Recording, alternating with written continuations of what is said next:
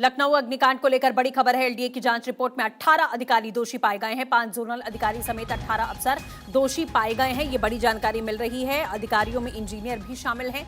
LDA ने शासन को कार्रवाई के लिए रिपोर्ट भेजी है। एलडीए ने अधिकारियों पर कार्रवाई के लिए रिपोर्ट यहां पर भेजी है। तो लखनऊ में जिस तरीके का अग्निकांड ये हुआ, जिसके बाद कई सवाल सिस्टम पर खड़े होते हैं, प्रशासन पर खड़े होते हैं, नगर निगम पर खड़े होते हैं, तमाम इंजीनियर्स और अधिकारियों पर खड़े होते हैं। देखिए, कार्रवाइयों का सिलसिला अब शुरू हो चुका है। इस समय नीलेश हमारे साथ में जुड़ चुके हैं। नीलेश, एक बार फिर से वही सिलसिला हम देख रहे हैं। तमाम अधिकारियों के नाम सामने आ रहे हैं, सस्पेंशन किया जा रहा है, लेकिन सवाल जस का तस हमेशा ऐसी घटनाएं होती हैं तो नीलेश बना रहता है कि ये देखरेख पहले क्यों नहीं की जाती, उन नियमों का पालन पहले क्यों नहीं किया जाता। जो 15 छात्र हैं, क्या वो वापस आएंगे इस कार्रवाई के बाद? उनकी जिंदगी तो चली गई।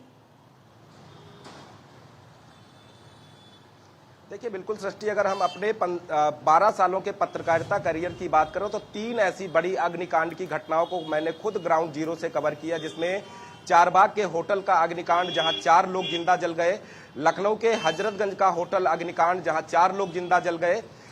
लखनऊ के होटल के अग्निकांड की बात करें तो 4 साल गुजर गए, लखनऊ विकास प्राधिकरण नोटिस पर नोटिस का खेल खेल रहा है। चारबाग होटल की बात करें तो 10 सालों का समय गुजर गया और अभी भी वहीं परिस्थितियां होटल जस का तस, और कार्रवाई के नाम पर सिर्फ और सिर्फ नोटिस। अलीगंज की बात करें तो अलीगंज की ये वो बिल्डिंग है जहां पर 15 छात्रों की जान इस बिल्डिंग में चली गई, ये मौत की बिल्डिंग। अब लखनऊ विकास प्राधिकरण ने चारबाग और हजरतगंज जैसा काम यहां पर भी शुरू कर दिया है। एक के बाद एक नोटिस चस्पा होने लगी हैं। कहा जा रहा है, बड़े दावे किए जा रहे हैं कि 15 दिनों में संतोषजनक जवाब नहीं मिला तो कार्रवाई होगी। हमने तमाम एक्सपर्टों से बात की, उन्होंने बताया कि जब इस तरीके की वारदात किसी बिल्डिंग में होती है तो बिल्डिंग क्राइम सीन बन जाती है, घटनास्थल के रूप में जानी जाती है। तो ऐसे में जब तक न्यायालय उस पर कोई अपना फैसला नहीं देता, तब तक कोई भी एजेंसी, चाहे वो लखनऊ विकास प्राधिकरण हो, नगर निगम लखनऊ हो, आवास विकास हो, कार्रवाई नहीं कर सकती है। हालांकि भ्रमित करने के लिए लखनऊ विकास प्राधिकरण इस तरीके के नोटिस चस्पा कर रहा है। अब सवाल ये उठता है कि क्या जब ये बिल्डिंग बनी उस समय आवासीय नक्शा इसका पास था, 2016 में ध्वस्तीकरण के आदेश हुए तो उस समय इसको गिराया क्यों नहीं गया?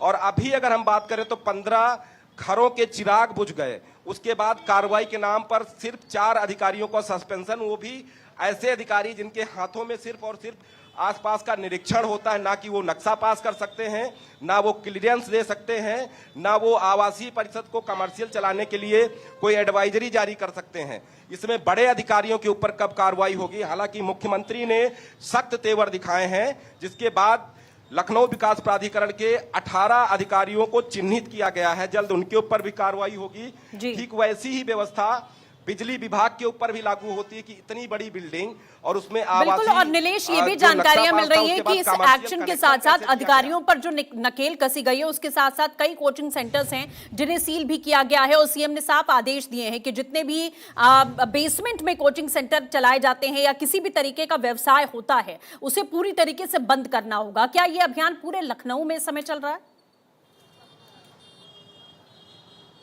देखिए, अभियान की बात करें तो इस हादसे के बाद अधिकारी जरूर नींद से जागे हैं। लखनऊ की बात करें, कानपुर की बात करें या वाराणसी की बात करें, प्रयागराज की बात कर लें, तो ये वो हब हैं जहां पर दूसरे शहरों से लोग पढ़ाई करने के लिए आते हैं। बिहार से भी लोग लखनऊ पढ़ने के लिए आते हैं, दूसरे देशों से भी लोग लखनऊ पढ़ने के लिए आते हैं। तो ऐसे में ये हब है और ऐसे में यहाँ तमाम कोचिंग संस्थान संचालित होते हैं, जिसमें महज 234 कोचिंग संस्थान ही रजिस्टर्ड बताए जा रहे हैं। और लखनऊ की अकेले अगर बात कर लें तो 2000 से ज्यादा कोचिंग संस्थान संचालित होते हैं। तो क्या शिक्षा विभाग इस पर कोई कार्रवाई करेगा या फिर बिजली विभाग जो कमर्शियल एक्टिविटी हो रही है उस पर कोई शिकंजा कसेगा, या लखनऊ विकास प्राधिकरण, नगर निगम लखनऊ या आवास विकास लखनऊ, जिनकी बिल्डिंगों में ये कोचिंग संस्थान संचालित हो रहे हैं, बिल्डिंगें आवासीय हैं, एक्टिविटी कमर्शियल हो रही है, तो ऐसे में क्या इनके तरफ से कोई शिकंजा कसा जाएगा? इससे पहले भी जब लिवाना अग्निकांड हुआ तो राजधानी की करीब 50 से ज्यादा इमारतों को चिन्हित किया गया था कि ये जर्जर हो चुकी हैं, यहाँ पर कमर्शियल एक्टिविटी नहीं होनी चाहिए। बच्चों के भविष्य के साथ खिलवाड़ नहीं होना चाहिए, जिसमें अकेले हजरतगंज में आधा दर्जन बिल्डिंगें हैं और उसमें धड़ल्ले से कोचिंगें चल रही हैं। नीट का एग्जाम हो गया, इसलिए नीट की कोचिंगें बंद है। बाकी अन्य परीक्षाओं की तैयारी करने वाले छात्र अभी भी कोचिंग संस्थान जा रहे हैं। और ऐसी आपात स्थिति अगर हजरतगंज के किसी कोचिंग संस्थान में बनती है तो वहां परिस्थितियों को कंट्रोल कर पाना बाहर हो जाएगा और छात्र जो है उनकी जान जोखिम में पड़ जाएगी। अभिभावक वहां सामने खड़े होकर तमाशा देखते रहेंगे, जैसा यहाँ हुआ। बिल्कुल नीलेश, जैसा आप कह रहे हैं ठीक कह रहे हैं, जब भी ऐसा कोई कांड होता है तभी ये त्वरित कार्रवाई और ये एक्शन हम देखते हैं। अभी दिल्ली में हाल ही में जो कुछ भी हुआ उसके बाद वहां पर भी एक्शन लिए गए, लेकिन अब आखिरकार उसका इंप्लीमेंटेशन कैसे हो रहा है उसकी पूछ करने वाला कोई नहीं है। लेकिन कोई ऐसा सिस्टम तो जाहिर मजबूत बनाना पड़ेगा कि ऐसी घटनाएं हो ही ना, वो भी इस लापरवाही से कि एग्जिट डोर ही नहीं है। चलिए आग शॉर्ट सर्किट हो सकता है, कोई हादसा हो सकता है, लेकिन एग्जिट गेट तो होना चाहिए, वो मानकों का पालन तो होना चाहिए। इसके लिए एक ऐसी व्यवस्था तो होनी चाहिए जो हमेशा सुचारू रूप से संचालित रहे। ऐसी घटनाओं के बाद में ही प्रशासन क्यों जागता है?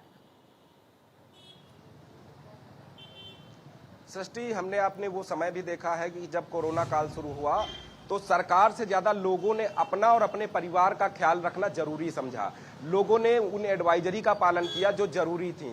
ठीक वही समय अब अगर लोग अपना ले, अपने छात्रों को अगर कोचिंग में एडमिशन दिलाने जाते हैं तो अभिभावकों की सबसे पहले जिम्मेदारी बनती है कि जिस कोचिंग संस्थान में अपने बच्चे की भविष्य को लिखने के लिए वो भेज रहे हैं, क्या वो कोचिंग संस्थान मानकों को पूरा करता है, फायर फाइटर सिस्टम वहाँ है, इमरजेंसी स्थितियों से निकलने के लिए गेट है, या फिर जो बिजली के तार वहां लगाए गए हैं क्या वो कोचिंग संस्थान के अंदर चलने वाली एसीओ का लोड उठाने के लायक है।